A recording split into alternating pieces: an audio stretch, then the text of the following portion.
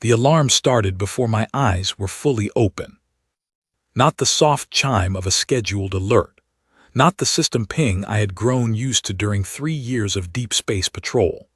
These were the loud, angry alarms that meant something had gone very wrong while I was unconscious, and whatever had gone wrong was still going wrong right now. I pulled myself upright in the pilot's seat. My head hurt. My left shoulder hurt worse. The restraint harness had dug into me during the jump, and from the bruising I could already feel forming across my collarbone. The exit from faster-than-light travel had not been gentle. The cockpit lighting had dropped to emergency red.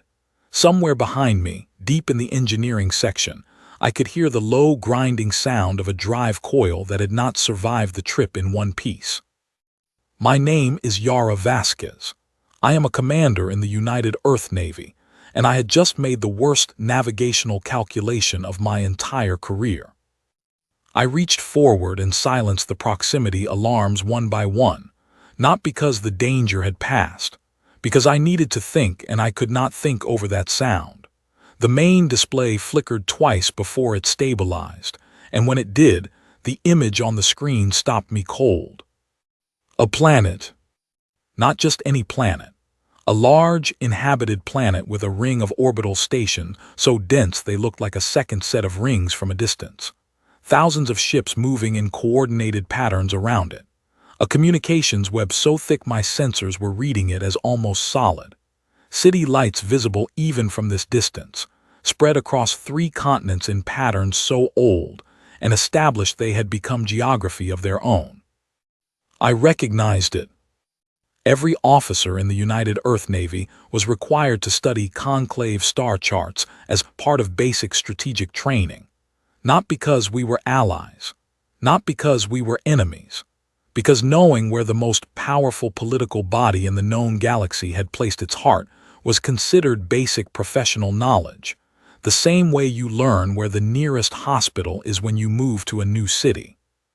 I was looking at Orth Prime, the capital of the Galactic Conclave, the seat of the 40-species governing body that had told humanity, 16 years ago, that we were welcome to exist on the edges of their network as provisional observers, that we were not advanced enough, not stable enough, not proven enough to be granted full membership, and that our military vessels were not, under any circumstances, permitted past the buffer zone that separated human-controlled space from conclave territory. The buffer zone I was currently several hundred light-years past.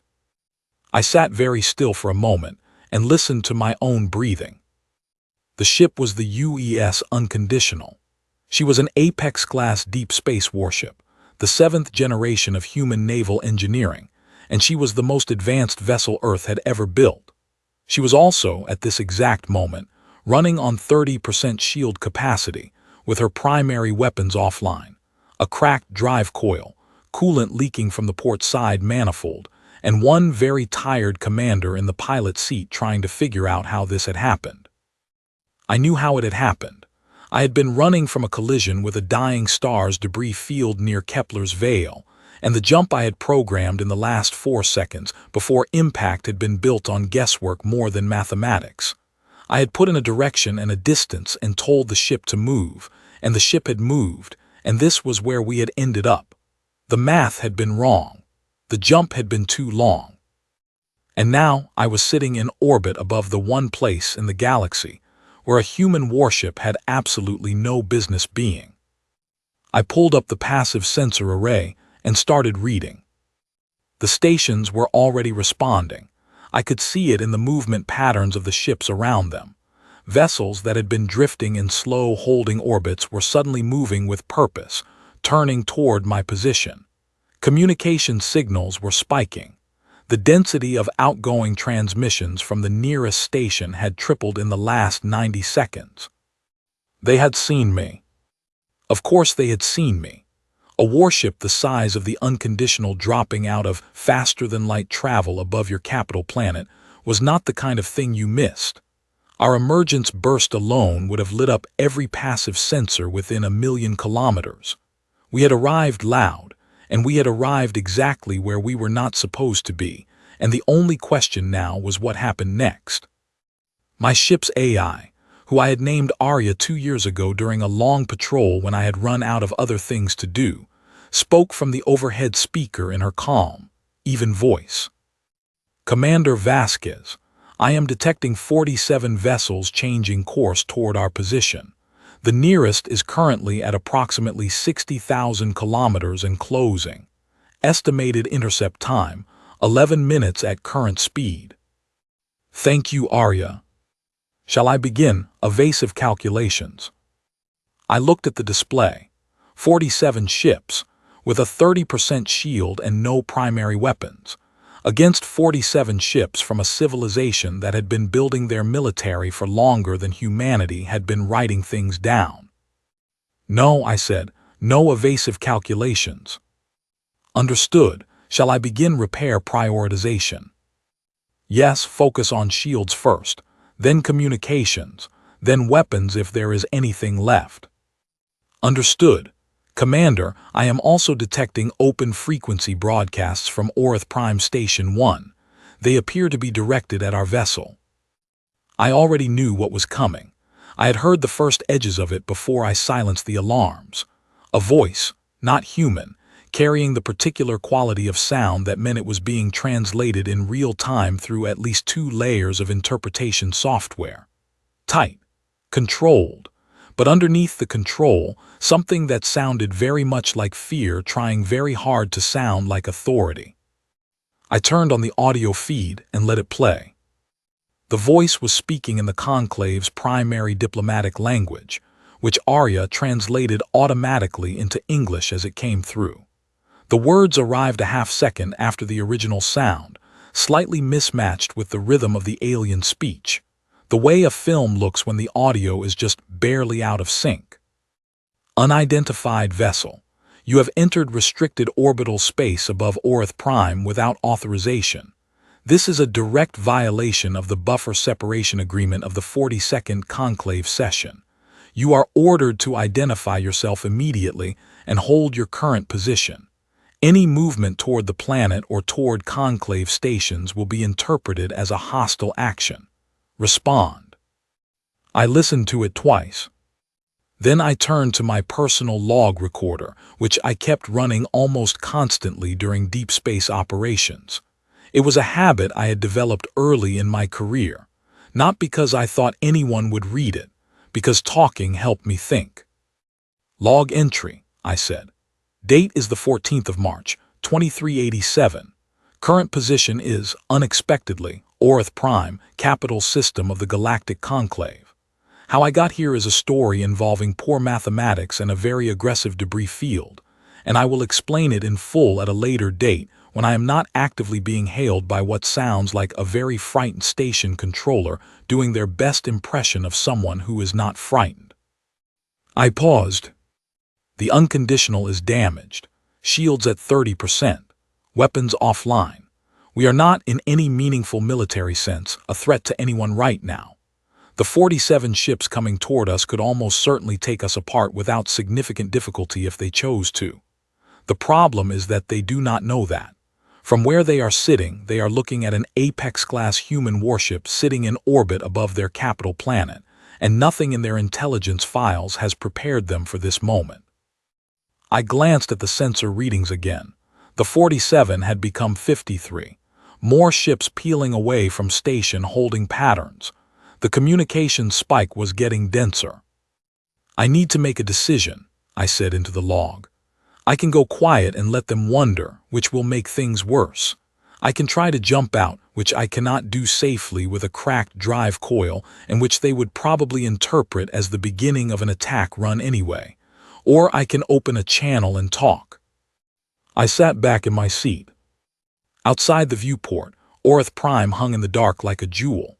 It was, genuinely, a beautiful planet.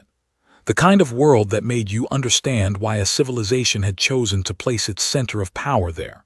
Blue oceans and brown-green continents, and an atmosphere that scattered the light of its sun into soft layers of gold along the Terminator line where day met night. The hail came again, the same voice, still controlled, still trying not to sound afraid. Unidentified vessel. This is your final warning before defensive response protocols are initiated. Identify yourself immediately. I looked at my reflection in the dark edge of the viewport where the glass met the frame.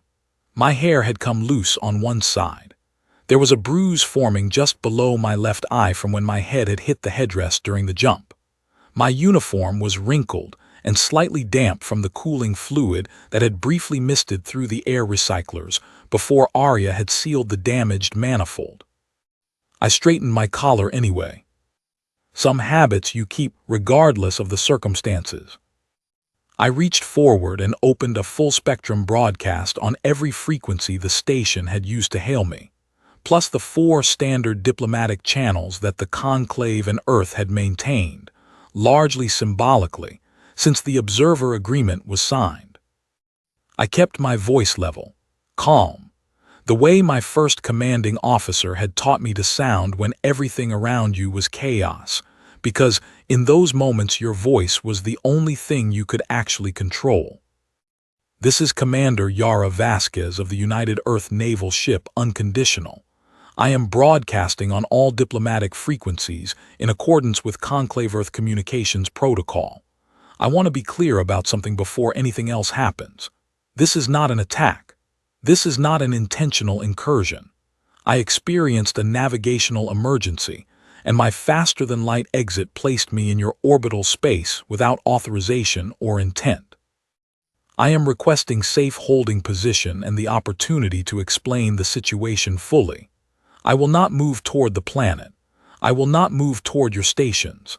I am going to stay exactly where I am, and I am asking, respectfully, for the chance to talk. I released the broadcast button. The silence that followed lasted exactly 4 seconds. Then the communications board lit up like I had dropped a stone into still water. Arya's voice came back, very calm, counting transmissions as they flooded in. Commander, I am currently reading incoming signals on 41 separate channels. 11 appear to be directed at our vessel. The remaining 30 appear to be internal conclave communications. Shall I filter? Yes, I said. Pull out anything directed at us and cue it. Let the internal traffic run in the background. I want to hear what they are saying to each other. Understood. The internal conclave traffic came through in a cascade of overlapping voices, Arya translating as fast as she could, the different species' languages blurring together at the edges, but the meaning clear enough. A human warship. It is a human warship. How did it get past the buffer? Is it armed?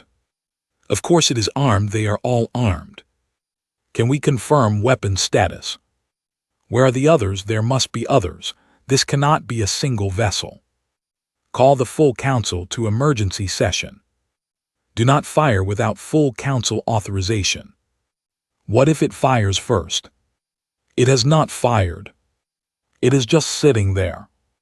Why is it just sitting there? I listened to all of it, and for the first time since I had woken up to the alarms, I felt something ease slightly in my chest. Not relief, not safety, but a kind of clarity. They were afraid of me. Not of what I had done, not of any aggressive action I had taken, because I had not taken any. They were afraid of what I represented.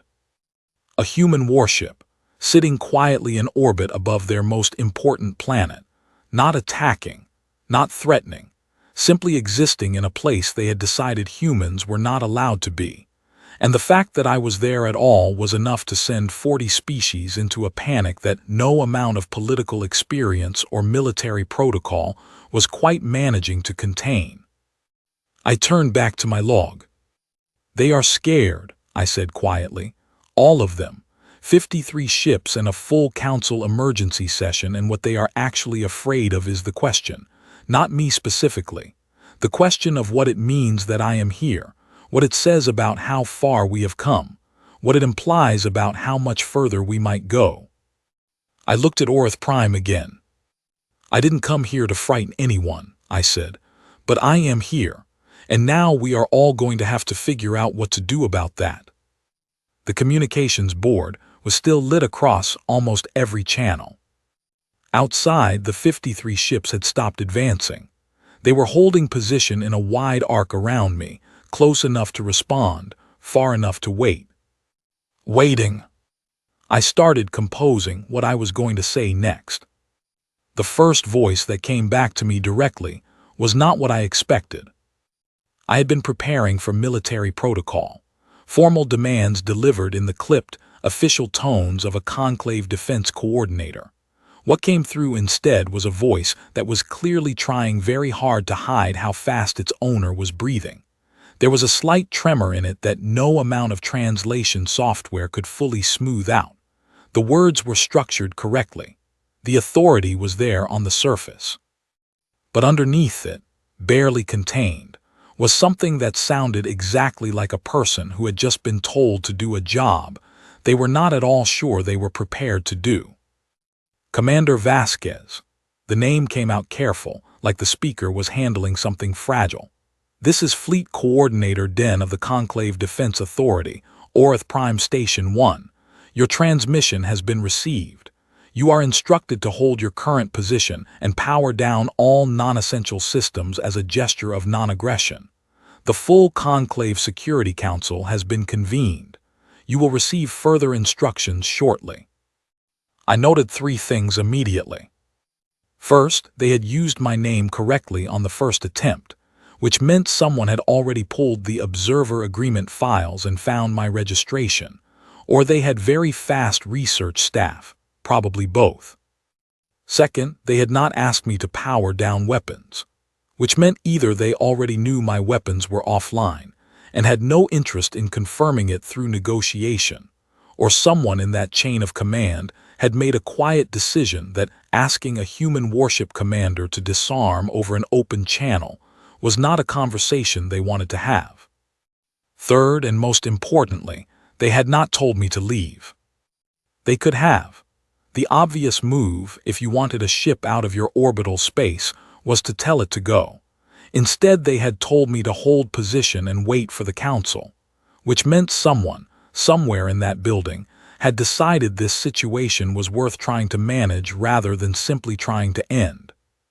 I considered that for a moment. Then I pressed the broadcast key. Fleet Coordinator Den. Acknowledged. I am holding position. I want to confirm for your records that my navigational logs are available for independent review if requested. I have nothing to hide regarding how I arrived here, and I am happy to provide full transparency on that matter. I will wait for further contact from the Security Council. Vasquez out. I released the key and turned back to the internal traffic feed. The council session was already underway. Arya was translating in real time, flagging the most significant exchanges and running them in a separate window on the left side of my display. I read through them as they came in, taking notes mentally, building a picture.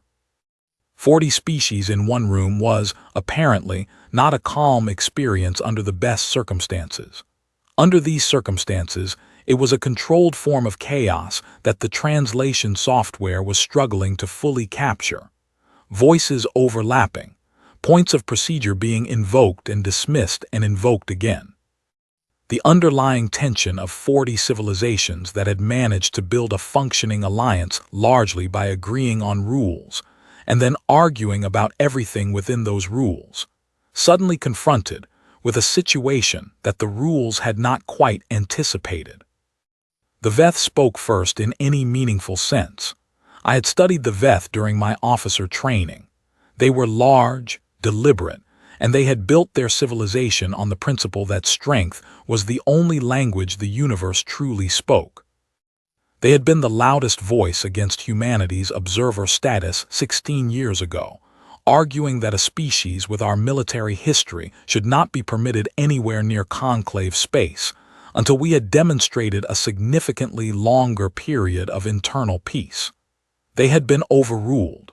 They had not forgotten it. The Veth Council member's voice came through Arya's translation with a particular kind of heavy certainty.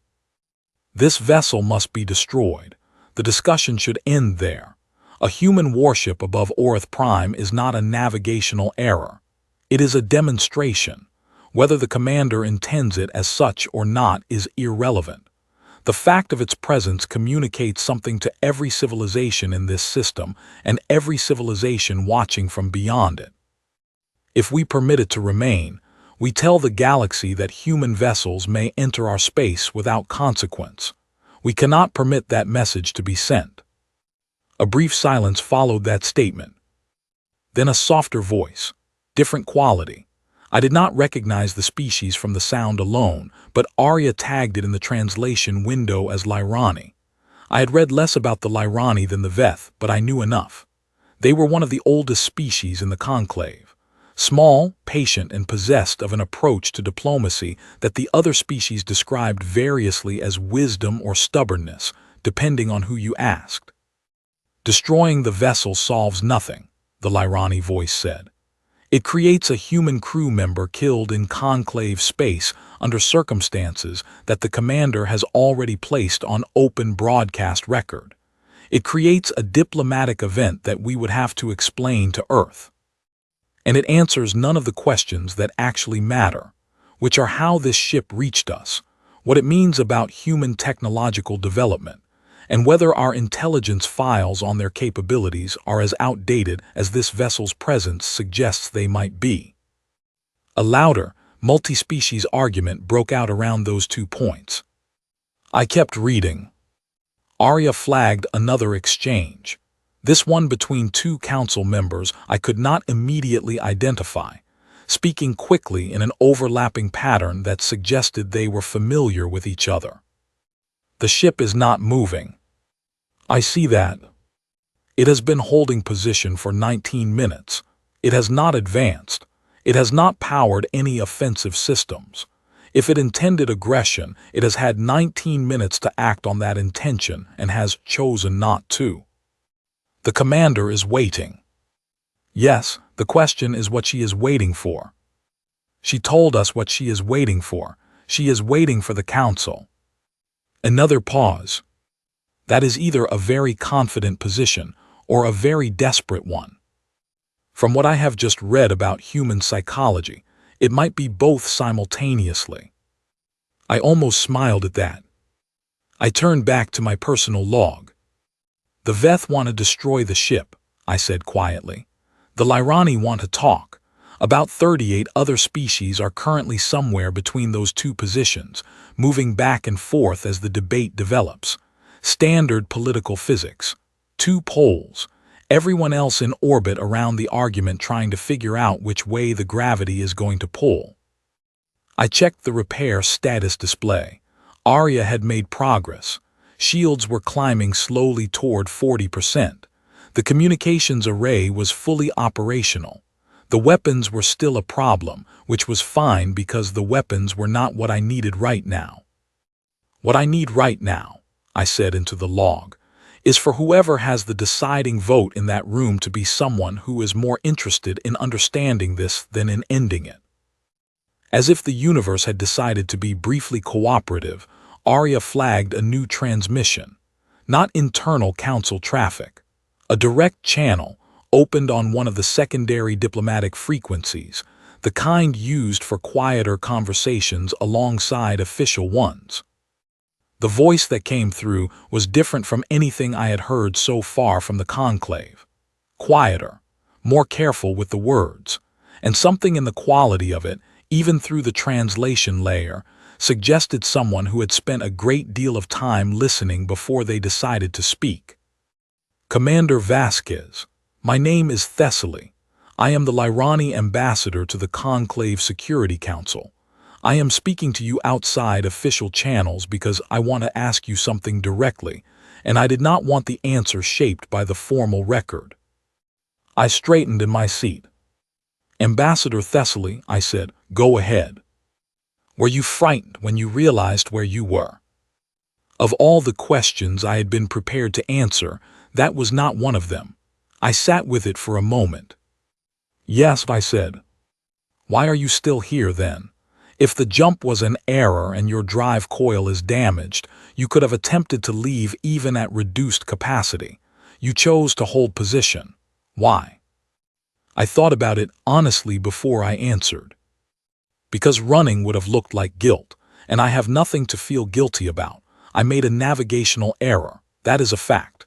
But I am a commander in the United Earth Navy, and I have been trained to stand in difficult situations and be accountable for them, not to run from them. If I had tried to jump out, you would have read it as aggression or evasion. Either way, it would have made things worse for every human who comes after me. I could not do that. A long silence. Then I believe you. 2 words, very quiet, but the weight behind them was significant enough that I registered it physically, a slight loosening in my shoulders that I had not realized were tensed. The council is going to reach a decision within the next 20 minutes, Thessaly said. I cannot tell you what it will be. The Veth have more support than I would like, but I want you to know that there are voices here arguing that this situation is an opportunity, not a threat, that how we handle it will define something important about what this conclave stands for. I appreciate that, I said. There is one more thing. Your ship, the Unconditional, our files on human naval technology are apparently not current. Several members of the council have been reviewing your sensor profile in the last 30 minutes, and the conversation has been, to use an understatement, significant. I kept my voice level. I see. How advanced is it? I considered my answer carefully, not to deceive, but because the truth required context. Advanced enough to get me here by accident, I said. Not advanced enough to be invincible. She is a warship ambassador. She was built to fight and survive. But right now she is damaged and her commander is asking for a chance to talk, not a chance to demonstrate anything. I would appreciate it if that distinction carried some weight in the room. Another silence, longer this time. It does, Thessaly said at last, with some of us. The channel closed. I sat back and looked at Orith Prime. The light of its sun was shifting as the planet slowly rotated, the gold along the Terminator line deepening toward a warmer orange. Somewhere down there, and on every station around it, 40 civilizations were deciding what to do about me. I checked the internal traffic again. The debate had sharpened into 2 clear camps and the votes were beginning to form. I could not count them precisely from the traffic, but the shape of it was becoming clear. Close. Too close for comfort. Arya spoke again. Commander, I am detecting a shift in the movement patterns of the vessels holding around us. Several are pulling back slightly, not retreating, repositioning. Into an escort pattern. A brief pause as Arya analyzed. Possibly. It is consistent with a holding formation rather than an attack pattern. I nodded slowly. Someone had made a call, maybe not the final one, but someone had decided, at least provisionally, that the next move was not destruction. I opened my log again. 23 minutes in orbit above Orith Prime, I said. No shots fired. No advance made. 53 ships holding position around me like they are not quite sure what to do with me, which is, honestly, the most accurate description of the situation I can offer. The council is still arguing. Thessaly is, apparently, one of the voices in my corner. The Veth are not. I paused. My shields are at 42%, weapons still offline, drive coils still cracked. If this goes the wrong way, I do not have a great many options available to me. Another pause. But I do not think it is going to go the wrong way. I could not have fully explained why I believed that. It was not based on numbers or tactical analysis or any measurable factor. It was something quieter. A read on the situation built from listening to the fear in those voices, the argument underneath the argument. The 2 council members asking each other why I was still sitting here waiting for the council instead of running. They were trying to understand me. And that, in my experience, was always a better starting point than trying to destroy something. The communications board lit up again. Official channel this time. Arya flagged it as coming from the full council assembly, not a single coordinator. I pressed the receive key.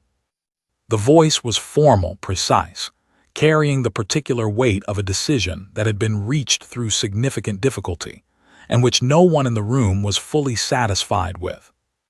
Commander Vasquez of the UES Unconditional, the Galactic Conclave Security Council has convened an emergency session and reached a preliminary determination.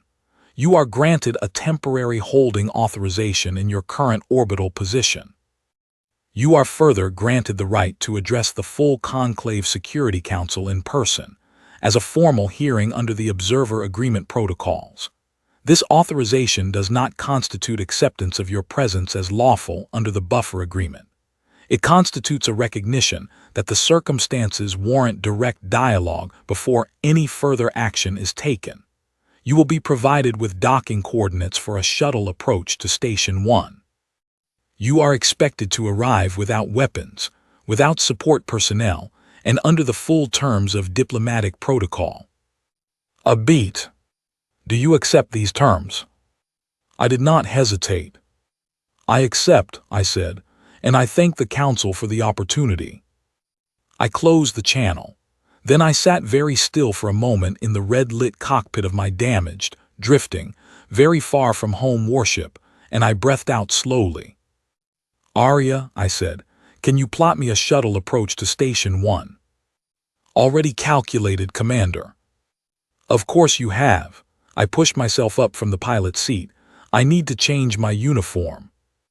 The shuttle bay of Station 1 was nothing like I had imagined it. I had imagined something grand. 40 species, each of them older than Earth's written history by varying measures of centuries, coming together under one structure. I had expected scale designed to make the visitor feel the weight of what they were walking into. I had expected ceilings so high they disappeared, walls covered in the symbols and histories of every member civilization. The kind of architecture that says, we have been here a very long time and you have not.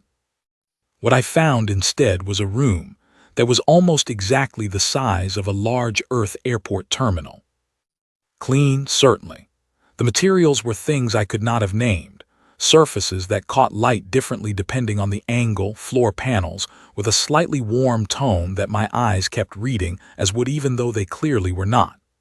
The air smelled like nothing at all, which meant the filtration systems were extraordinary, and also meant that 40 species had negotiated a breathable atmosphere that was neutral enough to offend no one, which must have been its own long conversation. But the scale was human, manageable, intentional, I suspected, a choice made to prevent the first physical contact from being immediately overwhelming. There were 6 of them waiting for me. I had not expected to recognize them. I had studied conclave species in the same way I had studied their star charts, enough to function, not enough to be comfortable. But I recognized 2 of them immediately from intelligence files. The tall, broad-shouldered figure at the center was Veth, High Chancellor Arath. He was approximately 2.5 meters tall, with a build that communicated, in a way that required no translation, that his species had not arrived at the top of their food chain through negotiation. His eyes were fixed on me with an expression I could read clearly even across species lines. It was the expression of someone looking at something they do not trust and have decided, ahead of the conversation, that they will not be persuaded to change that view. Beside him, smaller by about a full meter, was the Lyrani figure I was almost certain was Thessaly. The Lyrani looked nothing like any Earth species I could draw a comparison to. Pale, with a kind of stillness about them that reminded me not of any animal I could name but of very old, very deep water. The eyes were large and very dark, and currently watching me with an attention that felt, somehow, like being read. The other 4 were species I could not place from appearance alone. Different sizes, different physical structures, different ways of holding themselves in the slightly unfamiliar gravity of the station. But all of them were watching me, and all of them were doing the same thing Arath was doing, running some version of an assessment, taking measurements, comparing what they saw to whatever file or expectation or fear they had brought into the room with them. I walked to the center of the room and I stopped. I did not bow, not because I was performing arrogance, because I had thought carefully about this on the shuttle over, and I had decided that the first thing humanity's unintentional representative to the galactic conclave did with her body in this room should not be to make herself smaller. I stood straight. I made eye contact with Arath first, then moved my gaze to Thessaly, then across each of the others in turn. It took about 4 seconds. Then I spoke. Chancellor Arath, Ambassador Thessaly, thank you for meeting me. I kept my voice exactly the same as it had been over the calm, level, not warm to the point of seeming naive, not formal to the point of seeming defensive. I am aware that my presence here is irregular, and I am grateful for the Council's willingness to hear me before taking any irreversible action.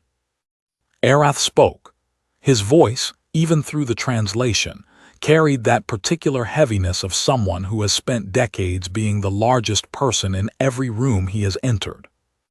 You are grateful, he said. It was not a question. It had the tone of someone testing a word to see how hollow it was. Yes, I said. A human warship enters orbit above our capital without authorization. Our defense forces scramble.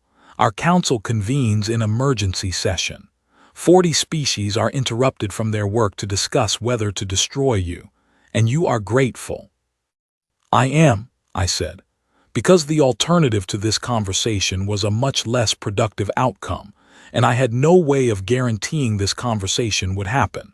The fact that it is happening means someone in this council made a decision to prioritize understanding over reaction. That is worth being grateful for.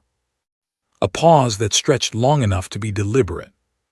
Then Arath said, with almost no change in expression, "You are not afraid of me." It was not a question either, but this one felt different, less like a test, more like a genuine observation, and underneath it, something that might have been curiosity pressing up against the certainty. I am aware of the situation I am in, I said honestly. I am alone on your station with my ship damaged. I am not in a position of strength, I know that, but being aware of your situation and being afraid of it are two different things. I was trained to tell the difference. Something shifted in the room. I could not have pointed to what changed exactly, but the air in the space between us moved in a different way, as though the temperature of the conversation had adjusted by a single degree. Thessaly spoke then for the first time in person, and the voice matched exactly what I had heard over the comm. Quiet, patient, carrying more weight than the volume suggested. Commander Vasquez, before we proceed to the formal hearing, I would like to establish something clearly for the record. You have stated that your presence here was the result of a navigational emergency. You have offered your logs for independent review. Is that offer still open? Yes, I said. And you are willing to answer questions about your vessel and its capabilities. I thought about that for exactly the right amount of time, not too fast, which would seem careless, not too slow, which would seem evasive. I am willing to answer questions about my vessel that are relevant to the question of whether I represent a threat, I said. I will be honest about that boundary if I reach it, but I do not expect to reach it, because the honest answer to the question of whether I represent a threat is no. The Council will determine that, Arath said. Yes, I agreed. That is why I am here. He studied me for another moment. Then he turned and walked toward the corridor that led deeper into the station. The others followed.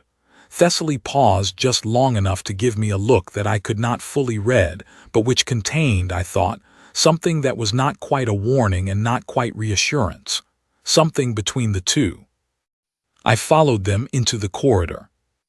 The council chamber was 3 levels up, reached by a series of lifts that moved with the kind of smooth precision that meant the engineering beneath them was very good and had been very good for a very long time. The corridor walls were lined with something that was not quite glass, through which I could see sections of the station's interior, open spaces, other corridors, rooms where I could see figures moving that were clearly not human. Different heights, different proportions, different ways of occupying space. The conclave in its day-to-day reality. I looked at all of it as I walked through it, and I filed every observation carefully, because I was very aware that I was the first human being to walk these corridors, and the weight of that was something I did not intend to carry lightly. The council chamber was large. Not enormous, not the cathedral scale I had half imagined, but a space that was designed to hold the attention of everyone inside it. Tiered seating arranged in a broad curve, each tier occupied by representatives of different species. 40, in theory. I counted quickly and reached 31 visible before I lost the thread, the rest represented by screens showing members attending remotely from home systems too distant for the emergency session to have brought them physically. Every eye, and several sensory organs that were not precisely eyes but served similar functions, turned toward me as I walked in. I had been watched before. There is a specific kind of attention you learn to carry as a naval officer, particularly in command positions.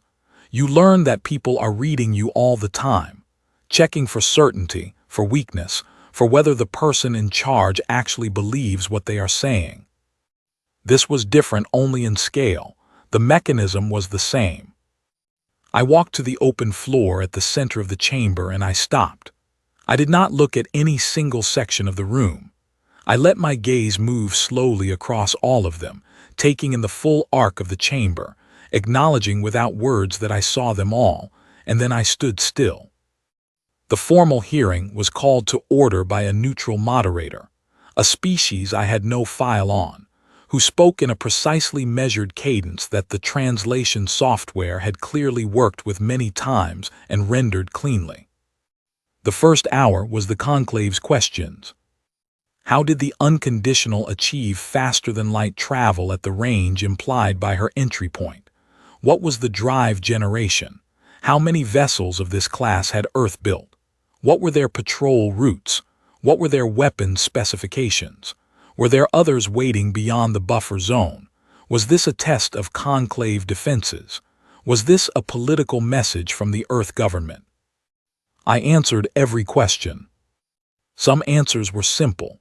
Some required context.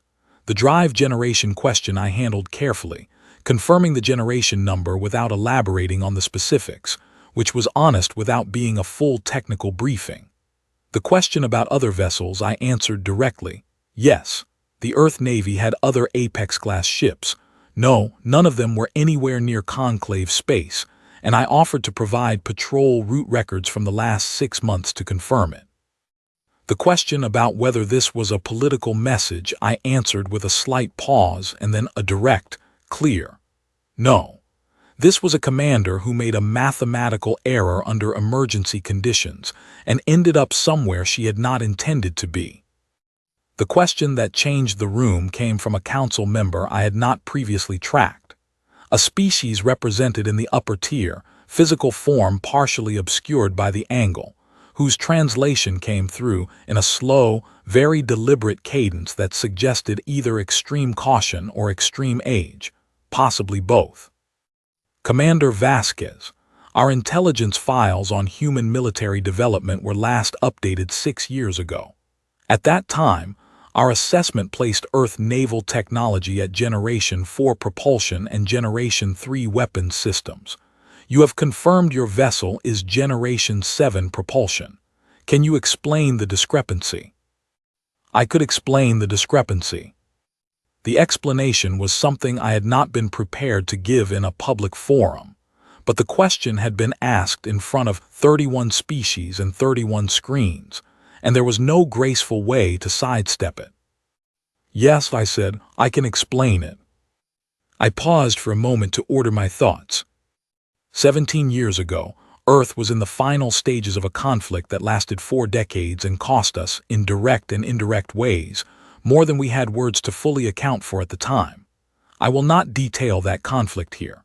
It is in your files, though I suspect the files are incomplete, because the full scope of what that war did to us is something we are still measuring ourselves. What matters for your question is this. When it ended, the people who had survived it made a decision. They decided that Earth would never again be in a position where survival was uncertain. They built, faster than the previous generation had built, more seriously than the previous generation had understood how to build, not because we wanted to threaten anyone, not because we had an enemy in mind, because the memory of almost losing was fresh enough to make the work feel urgent in a way that probably, from outside, looked like aggression. I looked across the chamber. It was not aggression. It was fear wearing the only face it knew how to wear. The silence that followed was not the silence of a room waiting for the next word. It was the silence of a room processing something. I let it sit. Then I said, I know that is not the answer that makes you feel safer. I know that a civilization that builds fast because it is afraid can be just as dangerous as one that builds fast because it is ambitious. I am not asking you to simply trust us. I am asking you to treat the question seriously, with the real evidence, and reach a real conclusion. That is all I have ever been asking, from the moment I opened comms above your planet.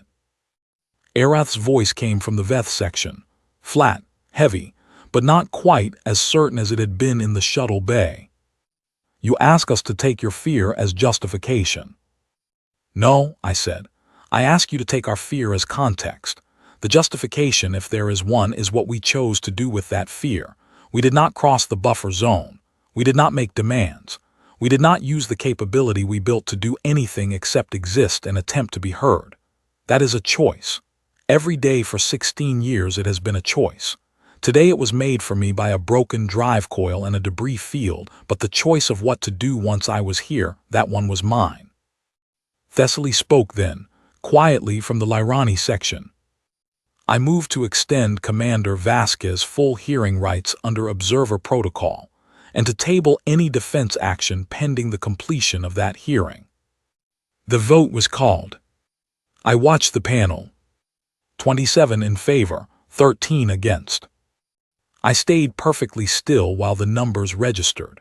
I did not let the relief show in my face or my posture, not because I was performing composure, because this was not the end of anything.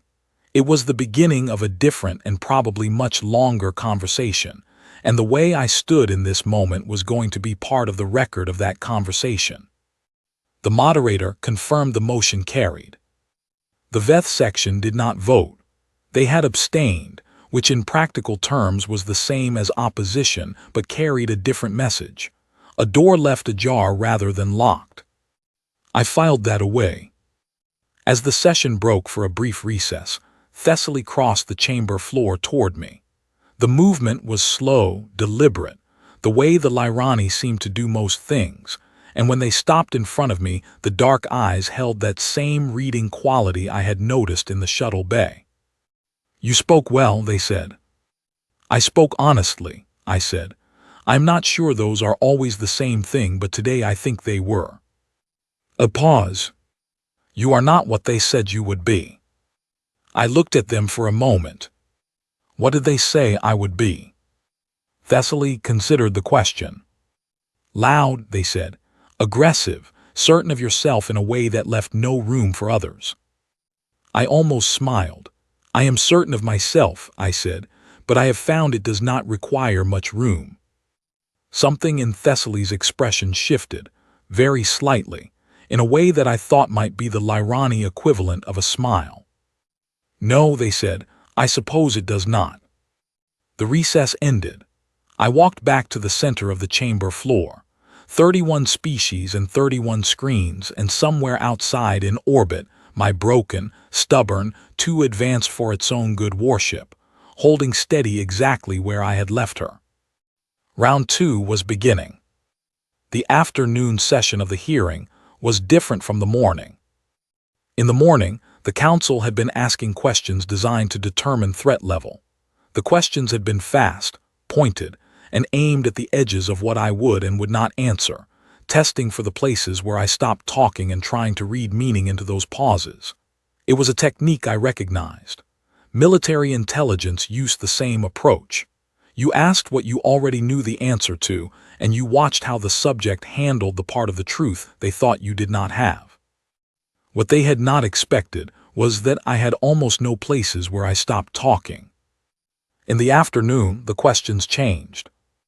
They became less about the unconditional and more about Earth. About what we had built, yes, but also about what we intended. About the observer agreement and whether Earth still considered it valid. About whether the fact of my presence here represented a desire to renegotiate our standing with the conclave. I had not planned to say yes to that. But sitting in the center of the chamber, under the attention of 31 species and 31 screens, with a Lyrani ambassador watching me from the upper tier, and a Veth High Chancellor watching me from a section that had not yet decided whether I was a problem to be managed or a problem to be ended, I found that honesty had a momentum of its own. Yes, I said, in response to the question of whether Earth sought renegotiation. Not because I was sent here to ask for it. I was not sent here for any purpose. I was sent here by a debris field and a cracked drive coil. But since I am here, and since you have given me the floor, I think it would be dishonest to pretend that the observer status has felt, from our side, like a fair description of what humanity actually is. A ripple of movement through the chamber, not hostility, interest. I continued. 16 years ago we were told we were provisionally premature, not ready. We accepted that. We signed the agreement. We stayed in our space, we maintained the buffer zone, we attended the observer sessions and we listened and we did not vote and we did not ask for more than we were given. I paused. While we were doing all of that, we also built the unconditional, not to threaten anyone, to know that if something came for us again, we would still be here to see the morning after. I looked across at Aerith. Chancellor, I know what your position is. I heard it clearly this morning. You believe the fact of this ship's existence is itself a provocation, regardless of intent. I want to respond to that directly. He watched me. You are not wrong that capability can function as a message, I said. A warship above a capital planet communicates something whether it intends to or not. I accept that. But I would ask you to consider what the alternative would have required. We could have stayed at Generation 4, Generation 5. We could have remained exactly as dependent on our own vulnerability as we were 40 years ago when something nearly finished us. We chose not to. And in 16 years of building what we built, we have never once used it against anyone in this network. A pause. That is not nothing. The chamber held its silence. Then a voice I had not heard before, from a section I could not easily see, spoke in a register that was lower than most of the others and carried a quality that even through the translation felt very old. Commander Vasquez, I am the representative of the Orin Collective. We have been part of this conclave for 900 of your years. In that time, we have seen 32 species reach the threshold moment your civilization is currently approaching. The moment when capability outgrows recognized status. When what a people can do and what they are officially acknowledged to be become two different things. I listened carefully. Of those 32, 21 negotiated their transition peacefully. 11 did not. The difference in every case was not the level of capability. It was whether the transition was treated as a threat or as an inevitability. If you treat the inevitable as a threat, you accelerate the very outcome you fear. If you treat it as an inevitability, you give it space to resolve itself without damage. A pause. I am not making a motion. I am offering context, the kind of context that 900 years tends to produce. The Orin representative fell silent. The room absorbed what had been said. Arath's voice came again, still heavy, still carrying that quality of deep, embedded certainty, but there was something different in it now, not capitulation, something more like a person who had been handed a tool they were not sure they wanted to use but could not honestly put down. The buffer agreement specifies conditions under which renegotiation may be requested. Those conditions include a demonstration of technological development sufficient to alter the original terms. The Council cannot pretend today has not occurred. The question before us is not whether conditions for renegotiation have been met. They clearly have been. A pause. The question is whether we engage with that reality constructively or combatively. It was the most honest thing he had said since the shuttle bay. I did not let my expression change, but something in me registered it clearly. Thessaly spoke again. I moved to formally acknowledge the changed conditions under Observer Protocol Article 14 and to open a renegotiation calendar with the Earth Diplomatic Corps. I further move that this motion be noted in the record as having been initiated in direct response to this hearing. The vote was called. 20 in favor. 20 against. A tie. The VETH section had voted this time against. The moderator confirmed the result. The motion failed. The room did not erupt. It absorbed the outcome in the way that rooms full of people who have been doing politics for a very long time absorb outcomes they expected, with a kind of weighted stillness. I stood in the center of the chamber, and I did not let the result show in my posture. A tie meant no, but a tie also meant that the room was split exactly in half, and a room that was split exactly in half was not a room that had closed a door. It was a room that had left a door exactly halfway open. The moderator called the session to a close for the day, nodding that the hearing would continue the following morning. As the chamber began to empty, Thessaly crossed the floor again.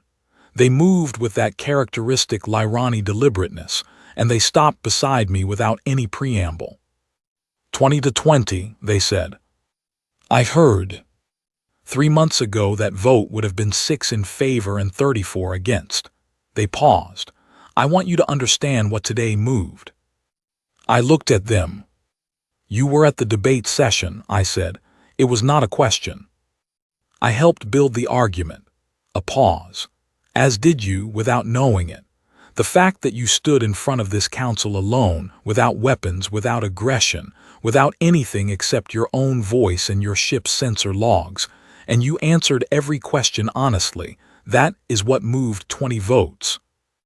It only needed to move 21, I said. Yes, it did. Thessaly looked at me with that reading quality, the deep and patient attention. The Oran representative has not spoken publicly in 4 years. When they speak, others listen. Today's record will travel. I considered that. Will it be enough? I do not know, Thessaly said, but I know it will not disappear. I nodded slowly. Outside the chamber, I could feel the station around me. The weight of it. The history of 900 years of Oran membership, and whatever centuries the other 39 species had added to the total. The cumulative gravity of everything the conclave was. Thank you, I said to Thessaly, for the channel you opened before the hearing, for the motion today, for staying when others did not. Thessaly tilted their head slightly. Thank you for not running. They turned and walked back toward the Lyrani section, where several other members were waiting. I watched them go, and then I turned and walked back toward the shuttle bay. The corridor felt different going back than it had going in. The same materials, the same light, the same figures moving in the spaces beyond the almost glass walls. But I had been in that chamber, and I had stood on that floor, and 20 species had voted to begin a new conversation, and that number had not existed this morning. I recorded the log entry in my head as I walked, the way I often did when there was no recorder handy. 20-20. The VETH voted against. The Oran spoke for the first time in 4 years. Thessaly moved twice. The hearing continues tomorrow. The unconditional was holding steady in orbit when I returned to her. Arya confirmed shields at 51%. Drive coil still cracked. Weapons still offline. I sat in the pilot seat, and I looked at Orth Prime in the dark. Log entry, I said, activating the recorder. Day 2 in orbit above the conclave capital. Today I walked into the most important room I have ever entered, and I told them the truth. I told them we built fast because we were afraid. I told them capability without aggression is still a choice. I told them a tie vote is not a closed door. I paused. I believe all of it. Another pause. Tomorrow the hearing continues. There are 13 votes somewhere in that room that I have not reached yet. I am going to go to sleep now, and in the morning I am going to go back in there and try to reach them. I turned off the recorder. Outside, the planet turned slowly in its orbit, patient and unchanged. The same way it had been turning for longer than humanity had been standing upright and asking questions about the stars. I closed my eyes. The last morning of the hearing began differently from the others. When I arrived at Station 1 and was escorted to the council chamber, the room was not arranged the way it had been the 2 previous sessions. The tiered seating was the same. The screens showing remote members were the same, but the empty floor space at the center, where I had been standing alone for 2 days, now had a single additional chair placed in it. Not for me. My position at the center of the floor had not changed. The chair was for a different speaker. I did not ask who it was for. I took my position and I waited. The moderator called the session to order. The formal record was updated. The previous day's results were noted. And then the moderator announced that before the day's questions resumed, the VETH delegation had requested time to address the full council. Arath descended from the VETH section. He was, close up and in full lighting, exactly as physically imposing as the intelligence files had suggested. He moved with the particular economy of motion of someone who had never needed to perform strength because it had simply always been available to them. He sat in the chair that had been placed on the floor, and for a moment he did not speak. He looked at me. I looked back. Then he spoke, not to me, to the chamber. The VETH delegation has been in discussion since yesterday's session concluded. We have reviewed the full record of this hearing. We have reviewed our own intelligence files.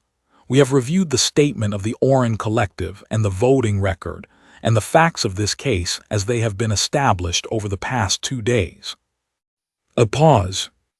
We maintain our position that the unauthorized presence of a human warship above Orith Prime represents a breach that cannot be treated as trivial and cannot be absorbed into existing protocol without acknowledgement.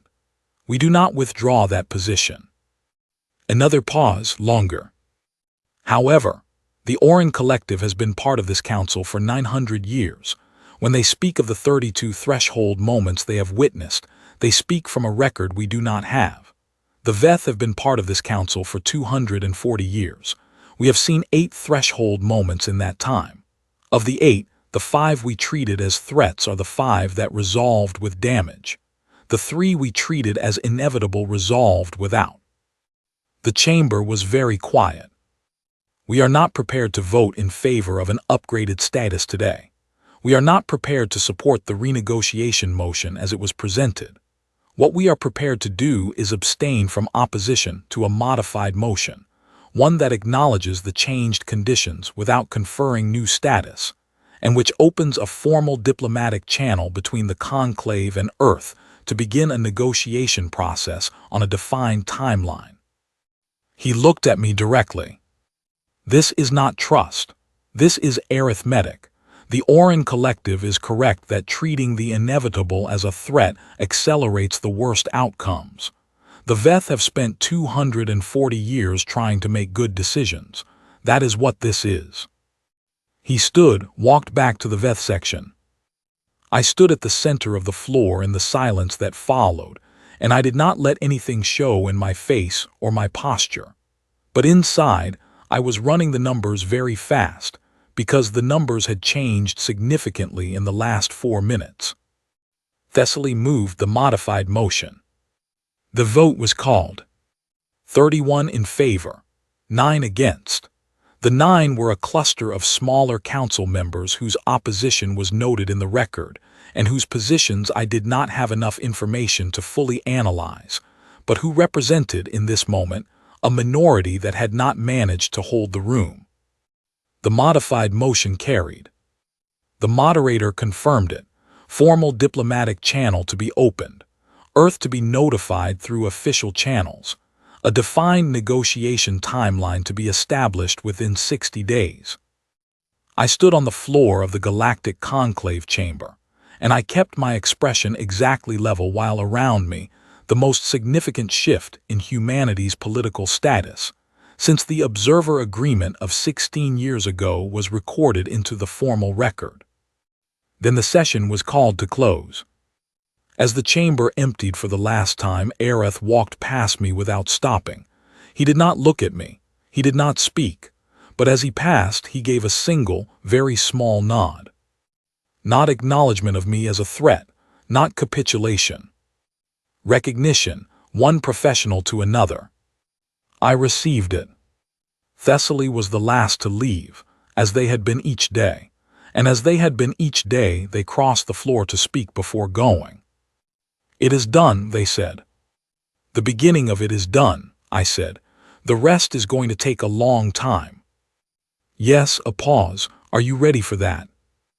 I thought about it honestly. Earth will send better negotiators than me, I said. Diplomats who trained for this. People who know the rules of this room better than I do. That is not what I asked. I looked at Thessaly.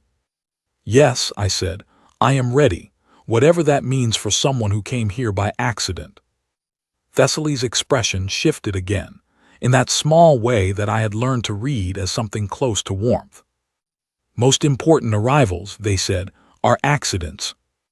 I returned to the unconditional in the late afternoon, by the station's clock. Arya had continued repairs during my absence. Shields were at 68%. Drive coil was still cracked, but Arya had calculated a safe limited range jump was possible. The weapons were still offline, and I found I was no longer thinking about them very much. I sat in the pilot's seat, and I did not start the jump calculations immediately. I looked at Orith Prime for a while. The planet that had been turning in the dark for longer than my species had been asking questions, and which would keep turning long after the questions we asked today were answered and replaced by new ones. I thought about the 31 votes. I thought about the Orin Collective speaking for the first time in 4 years. I thought about Aerith's nod and what it had cost him to give it. I thought about Thessaly standing still at the edge of the chamber each day, waiting for the room to empty, staying because staying was the kind of decision they had made a long time ago and saw no reason to unmake. I activated my personal log. Final entry from Orith Prime. The hearing is concluded. A formal diplomatic channel has been established between the Galactic Conclave and Earth. I did not come here to open it. I came here because my math was wrong and my drive coil gave out, and a debris field near Kepler's Veil had no patience for careful navigation. But I am here, and the channel is open, and whatever happens next in that room will happen because 31 species decided it was worth finding out. I paused. I have been thinking about what Thessaly said, that the Conclave feared humanity because they measured us by what we could destroy. They had not yet learned to measure us by what we choose not to. Another pause. I want to believe that is what happened here, that the choice not to fight, not to threaten, not to perform strength in a room full of species that were waiting for exactly that performance, that the choice to simply stand still and speak honestly was what moved 20, and then 31 votes. I looked at the planet one more time. I know it is not that simple. I know the Veth abstained because of arithmetic, not because they changed their minds about us. I know 9 species voted no and will keep voting no for a long time. I know the negotiation ahead is going to be difficult and long and full of moments where arithmetic and honesty are not going to be enough, and where we will need things I cannot provide from the pilot seat of a warship. I sat back. But today in this room, with a cracked drive coil and no weapons and one very patient Lyrani ambassador and 900 years of Orin memory, today it was enough. I reached for the navigation controls. Arya, plot a course for Earth. Easy jump. We are in no hurry. Plotted, Commander. And Arya, open a full-spectrum broadcast on all Conclave monitoring frequencies. Open, Commander. I sat up straight. I adjusted my collar. I looked out at the planet and the ring of stations and the 53 ships that had held their positions for 2 days watching me, and I pressed the broadcast key. This is Commander Yara Vasquez of the UES Unconditional, departing Orth Prime. We came here by accident and we leave by choice. To the 31 who voted today, we will not forget it. To the 9 who did not, we will keep working on it. To the 900 years of Orin memory, and the 240 years of Veth arithmetic, and the quiet patience of a Lyrani ambassador who stayed when the room emptied, thank you. I paused. To anyone else watching, any monitoring station, any research post, any vessel running silent on the edges of this system who has been watching these 2 days unfold and wondering what it means we are here, not as a threat, not as a problem to be solved, as neighbors who are still learning how to introduce themselves. A final pause. We will meet properly soon. I am looking forward to it. I released the broadcast key. The drives hummed to life beneath me, steady and warm, carrying 3 years of deep space patrol and 1 accidental history-making through the calculations Arya had prepared. The jump took 4 seconds. When I came out the other side, Orth Prime was gone. What was ahead was home, and the very long conversation that was going to have to begin there before the 60-day timeline ran out, and the diplomats who were better at this than I was, who would walk into a room I had prepared for them without knowing I was doing it, and who would carry forward something I had started with a broken drive coil and a debris field, and the decision to straighten my collar before I opened a channel. I turned off the broadcast system. I turned off the tactical display. I left the navigation and the sensors running, and I leaned back in my seat and I breathed out slowly, all the way, for what felt like the first time in 3 days. Log closed, I said. Vasquez, Commander, UES Unconditional. A pause. Navigation error logged. Mission status unplanned. Outcome better than expected. Outside the viewport, the stars streamed past in long lines as the ship moved through space at speed, each one a point of light that had been burning in the dark long before anyone had looked up and decided to go find out what was out there. We had been deciding that for a very long time, and every time we did, something happened that nobody had quite expected. That, I thought, was probably the most human thing about us.